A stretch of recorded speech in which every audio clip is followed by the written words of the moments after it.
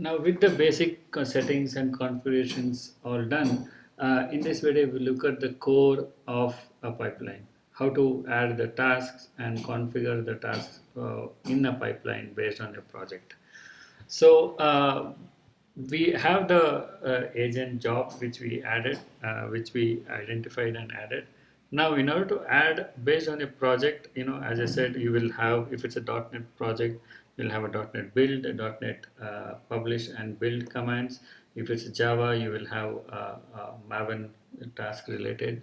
So in order to add, or if you have Sonar and other tasks, everything is a task in a job.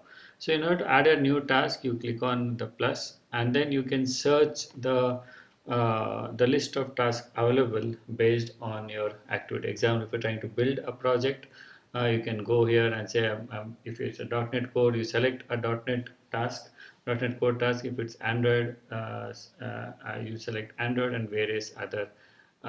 If you want to use a standard MS build, you can add the MS build tasks.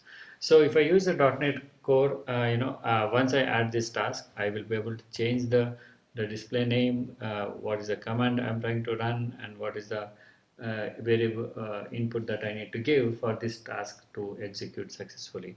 So you can add any number of tasks. I can add one more. One is to build, one is to publish, and one is to test. So I can add multiple tasks and then if the, let's say if there's a scenario where you don't have the task. Example, if I say sonar, sonar Cube may not be enabled. If it is not enabled, you will anytime be able to get the latest extension or a plugin from the marketplace and install it into your organization so that you can use it in your pipelines. So you can add, and then once I do a publish, and once I publish, right, I can add tasks to publish the artifact as in one of the build output, wherein I can say I can say artifact publish whatever is there in the repository. I'm saying just go ahead and publish the readme file here.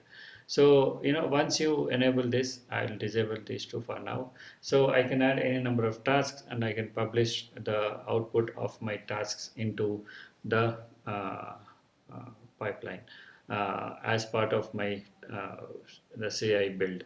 So again, every task, example, if I have the build, I have the option of identifying based on the task. I have some additional settings, but you can also decide whether if there's in some scenarios like a sonar cube, right? Even if there's an error, you do not want to stop the pipeline from execution just because some of your coding standards were not met.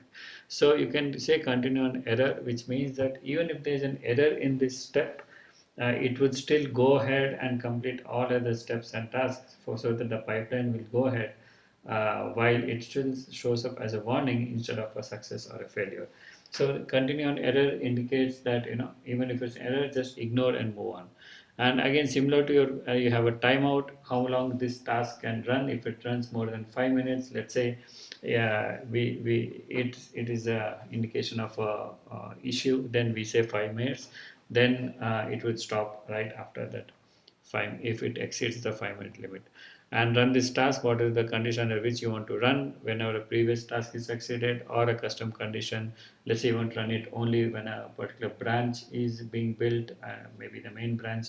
So you can add those conditions here. And this is the basic setting for a pipeline task. And you can add multiple tasks, multiple jobs, and then configure the jobs based on the source code settings, and then go ahead and build the